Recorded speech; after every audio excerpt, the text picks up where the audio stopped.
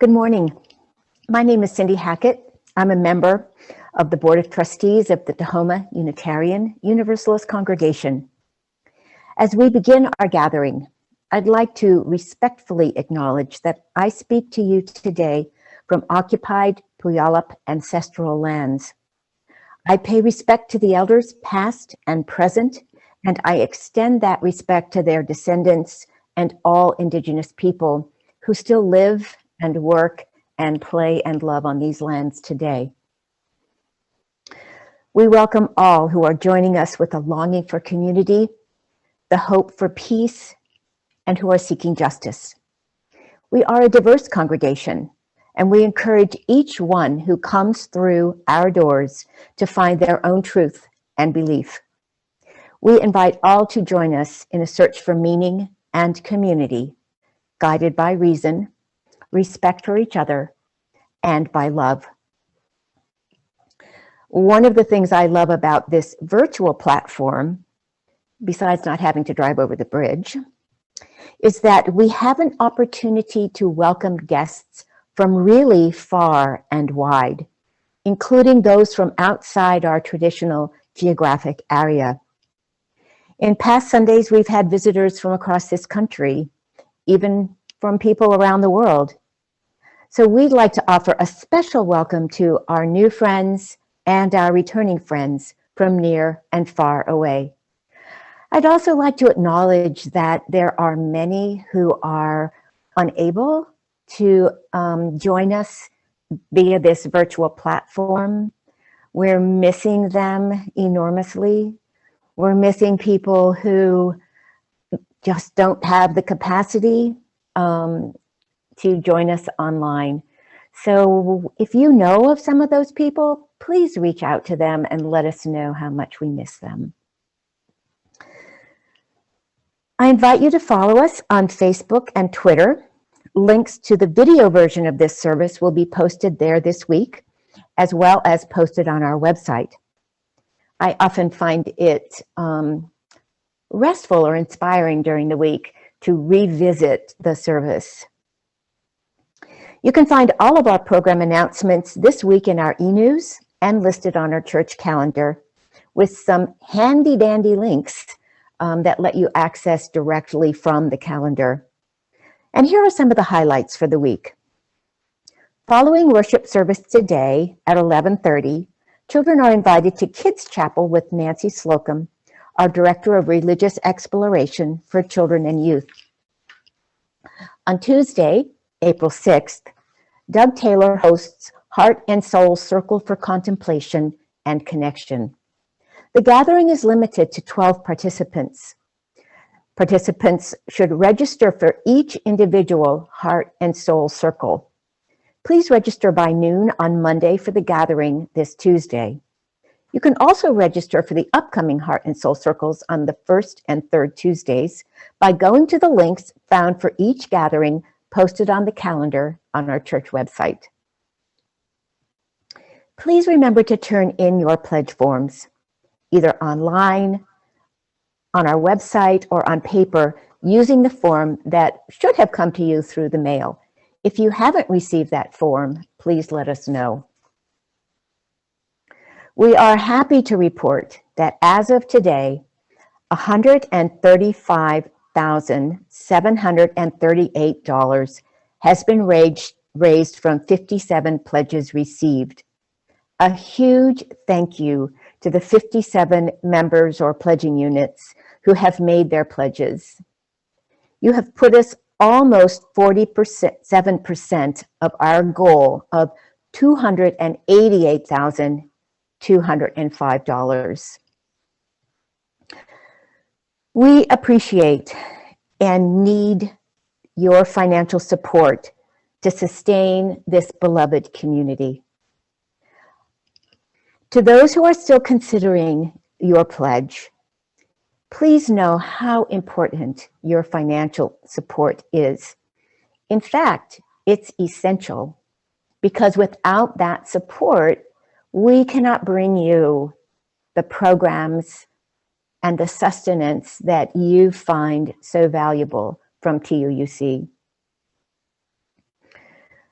The board meets on the 15th of April for the final reconciliation of our operating budget, that $288,205, for the 2021-2022 fiscal year. How well we meet the cost of the programs that we offer and how we can pay our staff will determine how close we get to meeting that goal. I so often think of what KNKX, our community-owned public radio station, says. We are so grateful for your pledge of support, regardless of the amount. The pledge itself sustains us. The amount, of course, is crucial as we try to reach that $288,205, but that you pledge, regardless of the amount, is critical. By now, you should have received pledge material in the mail, and if you haven't, again, do please contact Libby at the church email address, or give her a call, or give me a call, or email the board. Many ways to get that pledge material. You can save yourself not having to find a stamp to mail in your pledge form by visiting the church website and filling in the online pledge from there. You can do that anytime. You could even do it right now. Or you can click on the link to the online form now posted in the chat. Again, we're so appreciative for your support. It's critical to what we can offer you.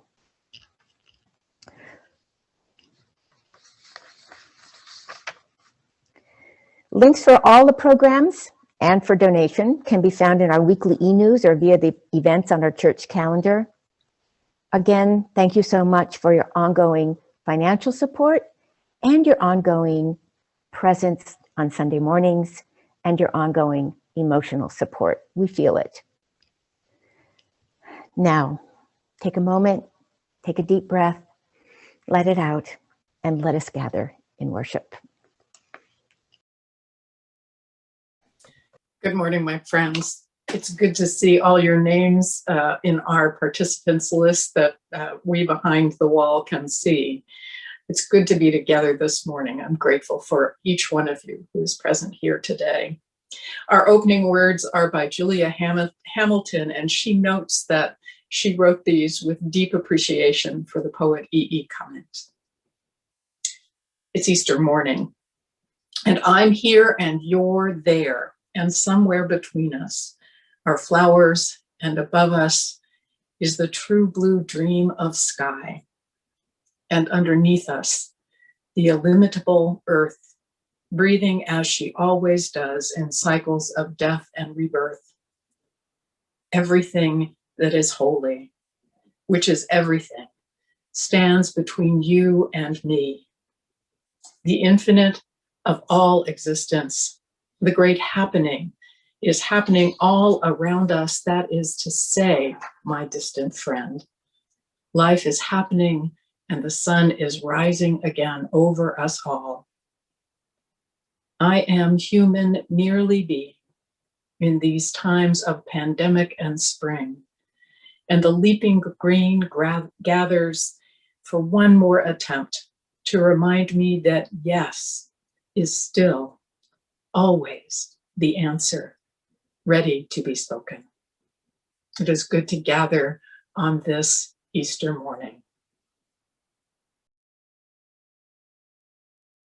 As we light this chalice, please join us with the words that are in the chat. We light this chalice in deep respect for the mystery and holiness of life, in honor and gratitude for those who have gone before, with love and compassion for those who dwell among us, and with hope and faith for generations to come. Good morning. Good morning. My name is Nancy Slocum, and I am the Director of Religious Exploration for Children and Youth here at Tahoma Unitarian Universalist Congregation. And this is our time for all ages, our time when we invite the children to come up, hear a story. So I'm thinking about all of you being here in our sanctuary and looking forward to that day when it happens again. But for now, a time for all ages, virtually. So today's Easter. Hallelujah. Yes. I know a lot of people celebrate Easter with, by coloring eggs and having Easter egg hunts and giving and receiving baskets filled with all kinds of goodies like toys and candy and books.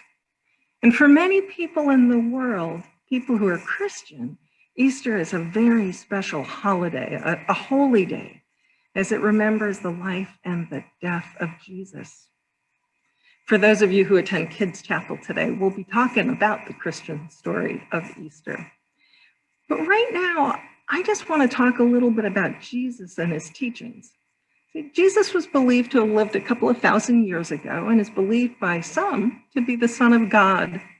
And he spent his time teaching and preaching to others. And much of his teaching focused on what we call the Golden Rule. Any of you know what the Golden Rule is?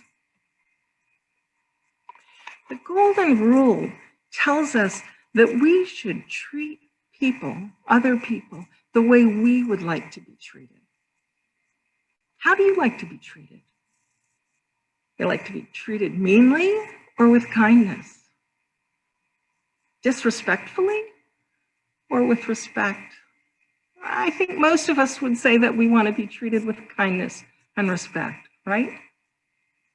So the Golden Rule says that we should treat others in the way we want to be treated, with kindness, with respect, with love.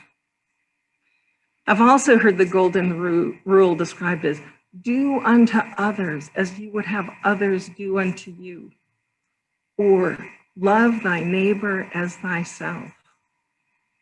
Treat others as you would like to be treated. This message is one that is a key teaching in many of the world's religions. It's not just a Christian teaching, but many of the world religions ask us to treat others as we want to be treated. But this is one of the messages that Jesus spread. And he was a storyteller. He would tell stories, which were called parables, to help him teach the lesson, to help him make the point. One time a man came to Jesus and he asked him, "How can I live forever?"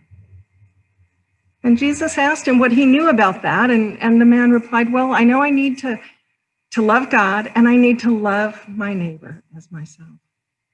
I need to treat others as I would like to be treated." And Jesus then told this story. It's a story of the Good Samaritan, which many of you may have heard before, but it's such a key teaching of Jesus. I think it's good to revisit it. Jesus said this: "On the long road from Jerusalem to Jericho, robbers attacked a Jewish traveler. They beat him until he almost died, and they took everything he had, even his clothing. And a wealthy priest came along and he saw the man, but the priest could not tell whether the poor man was sick or dead, and he didn't want to touch him because he thought it would make him unclean. And if he was unclean, he wouldn't be able to serve in the temple. So the priest made a wide pass past the man lying on the side of the road, staying as far away from him as he could. Another man who was a helper to the priest also came upon this man lying on the side of the road, and he followed the same laws as the priest and was worried about becoming unclean, and he passed as far away as he could from this man. The next person to come along was a Samaritan. Remember, the man who was beaten was Jewish, and at the time, the Jews and the Samaritans did not like each other. In fact, they hated each other. They lived in separate places, and they tried to avoid each other as much as possible. But when the Samaritan came upon this man lying on the side of the road, what do you suppose he did, given how much hate there was between the Jews and the Samaritans? You might think that he too would make a wide circle around this man and pass on by. But instead, the Samaritan went right over to him and he bandaged this man's wounds. He shared his water with him, and he then loaded the man onto his donkey and took him into Jericho. And he took him to an inn where he could rest comfortably. And when this man left the next day, he went to the innkeeper and he paid for the man's room because he knew the man had nothing. He had no money.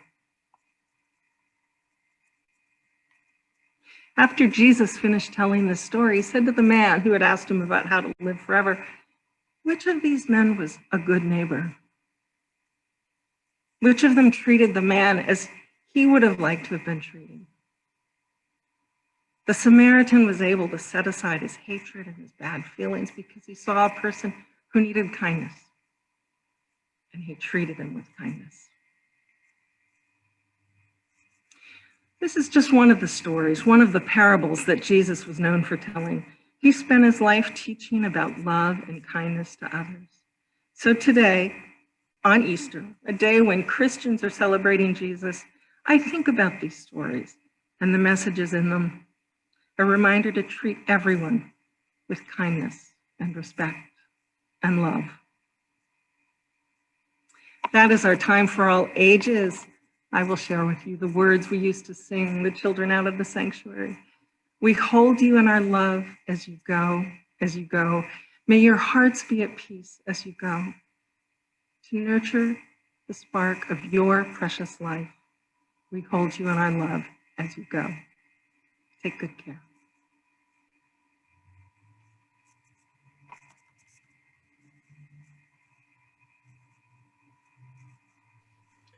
All right. This is the time of the service that now is the time that we offer financial gifts to the work of this congregation. Thank you for your consideration to support our church during this unprecedented time apart. You may follow the link in the following slide or click the link in the chat to text your donation to contribute your support for our church members and staff working tirelessly to keep this congregation connected in new and dynamic ways. Every little bit helps, and while we are physically apart, our gifts are stronger together.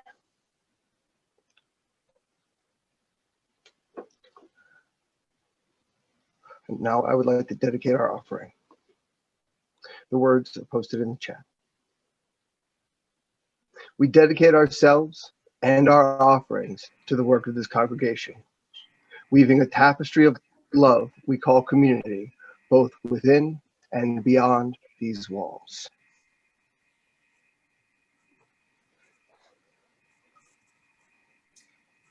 My friends, I invite you to pause and breathe as we come into a time for reflection, meditation, for prayer, as is most your custom. I offer you these words. It's actually a tweeted prayer from one of the people who is behind the Twitter account called Infleshed. If you are a Twitterer, I commend their feed to you. Let us join our hearts. Keep your proclamations of grandeur. Give me an Easter as small as a seed, one that can be planted while it's still cold outside, one that can be watered with tears and demands time and patience to grow. I don't need to know how large it will become or how long until it blossoms, or even if it will be pretty. I only want it to grow roots that dig down deep, continuously reaching for life in the underbelly of the world. Spare me the cosmic promises of otherworldly escape and point me to the sacred potential within reach. Tell me again about how the nutrients born from decay keep even the saddest places brimming with potential for life. Let us just pause in stillness with one another.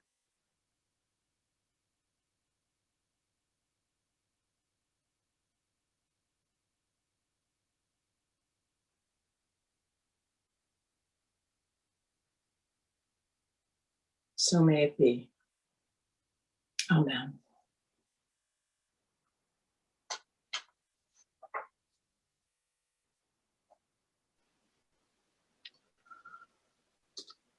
Welcome. Today's reading is famous by Naomi Shihab Nye. The river is famous to the fish. The loud voice is famous to silence, which knew it would inherit the earth before anybody said so. The cat sleeping on the fence is famous to the birds watching him from the birdhouse. The tear is famous briefly to the cheek. The idea you carry to your bosom is famous to your bosom. The boot is famous to the earth, more famous than the dress shoe, which is famous only to floors. The bent photograph is famous to the one who carries it, and not famous to the one who is pictured. I want to be famous to the shuffling men who smile while crossing streets, sticky children in grocery lines, famous as the one who smiled back. I want to be famous in the way a pulley is famous or a buttonhole, not because it did anything spectacular, but because it never forgot what it could do. Thank you.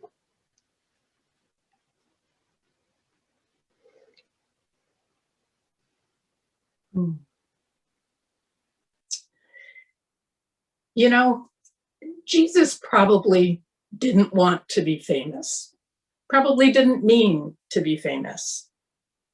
He certainly wasn't doing what he was doing back then for the clicks and likes that are the markers of the famous in these days of social media influencers and viral videos. Of course, it's hard to tell, given the millennia that have passed since he lived and offered his ministry to the world. And the stories he tells, or the stories we have of his life, do carry some of that viral OMG quality that we've come to expect from the famous and the infamous, who are the darlings of popular culture these days. But Jesus, intended or not, is definitely famous. There's a small collection of stories called Some that offers different possible afterlives, different images, different scenarios. And one of my favorites is the one in which, after you die, you find yourself in a waiting room. It becomes clear after some time that the reason you're there is because people are still saying your name. That's why you're there. As long as people are saying your name, you don't move along to the next room, which is through a door across the way from you. There are folks there who have been there for a very long time. Think about George Washington, for example, or those places or roads that are named for someone. So long as someone is saying your name, you are there in the waiting room. And I think most of us will get to go through the door to whatever is next without much of a wait. Maybe one lifetime, maybe not even that. And then we'll be forgotten. The name of Jesus, though, of course, is called upon by saints and sinners millions and millions of times just in our little country, sealing his permanent residence in that waiting room. The invocation of his name is everywhere and used in ways both holy and nefarious. I will never forget a moment when I called upon Jesus while trying to lift a particularly heavy cooler while making breakfast for the rowers that my daughter was part of. And I grabbed it and tugged on it and exclaimed, "Oh, Jesus!" And my coworker across the way said, "We're praying already today." I will always think of that when I speak that word. The Reverend Dr. Jackie Lewis from Middle Church in New York City reminds us that in the story of Easter morning, it is the women who find the empty tomb. She goes on to suggest that there two versions of Jesus who might have been there to meet them. The first, she says, is the nationalist Jesus, the one who grins, white and blonde, armed between two flags, the Jesus who never was. He has nothing to offer these traumatized women. And I'll note, I think we've seen a lot of that Jesus over the last several years. But she continues to another option. The real Jesus, the homeless Palestinian refugee who proclaims love against violence over and over, that's the Jesus who subsequently finds them. He offers a tenderness that doesn't seek to stifle pain, but instead to transform it. Dr. Lewis is holding up a distinction that I learned growing up. Do we, as Unitarian Universalists, even believe in Jesus? Well, we did in my family. I was told as a child that we didn't believe those supernatural stories about Jesus, the miracle birth, the miracle of rising from the dead, but we believe in what he taught and lived, like the story of the Samaritan that Nancy shared. Or as others have put it, we believe in the religion of Jesus, not the religion about Jesus. Naomi Shihab Nye tells us about how she'd like to be famous. I suspect this would be Jesus as well. She says, I want to be famous to shuffling men who smile while crossing streets, sticky children in grocery lines, famous as the one who smiled back.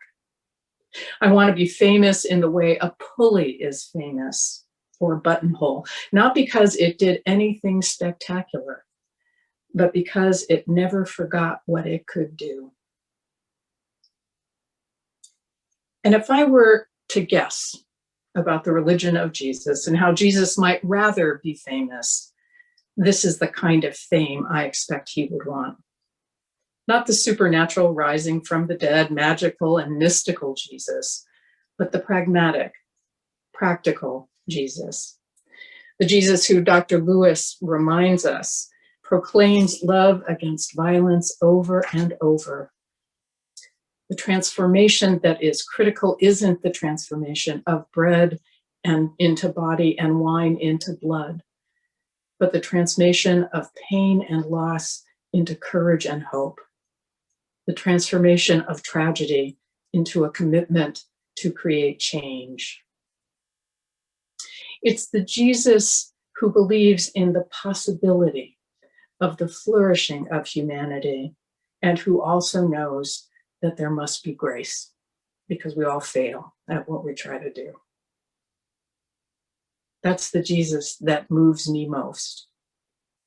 The one who cries out from the cross, the one who asks for this cup to pass him by, the one who flips the tables in the temple, and who tells us again and again to find the lost ones, to find the ones who are scorned. On this Easter day, and on this anniversary of the assassination of the Reverend Dr. Martin Luther King Jr., let us consider and commit to the kind of famous that we will be in the world. Famous to the child and to the old woman, famous to the lost and the bereft, famous to those who need to be lifted up. Let us be famous for the kindness we can pour into the world, to the forgiveness that we are able to enact, and famous for all those small and large ways that we help enact a world of justice and of care. On this Easter day, let us take the courage that we can, the commitment and love out to a world in need of us every day. Let us find our fame in those small moments and small movements, the opening of a heart, the word of comfort, the proclamation of justice. Let that be how we are famous in the world. So may it be. Amen.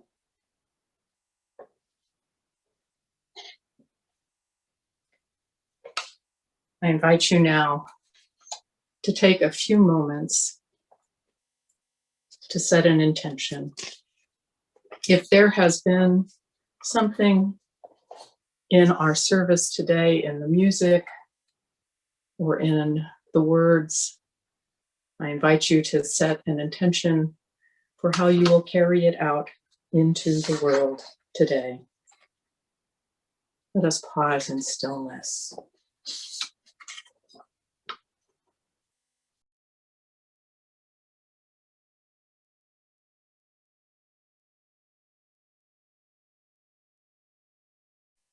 So may it be.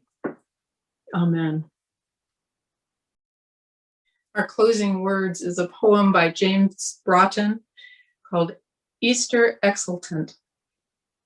Shake out your qualms, shake up your dreams, deepen your roots, extend your branches, trust deep water, and head for the open, even if your vision shipwrecks you.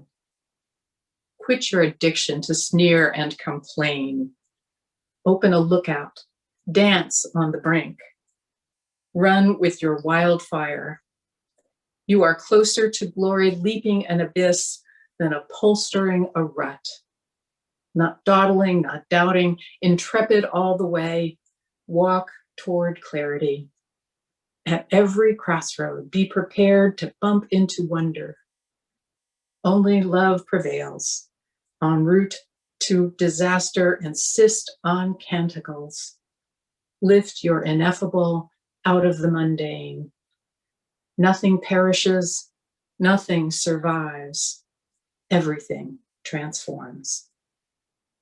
May we all be transformed on this Easter morning.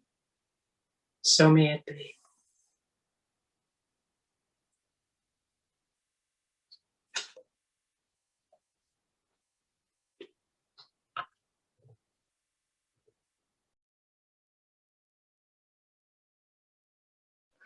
Please join us as we recite our closing words. We extinguish this flame, but not the light of truth, the warmth of community, or the fire of commitment. These we carry in our hearts until we are together again. And now, please join us as Zariel leads us out with our closing song. From you I receive, to you I give, together we share, and by this we live. From you I receive, to you I give, together we share, and by this we live.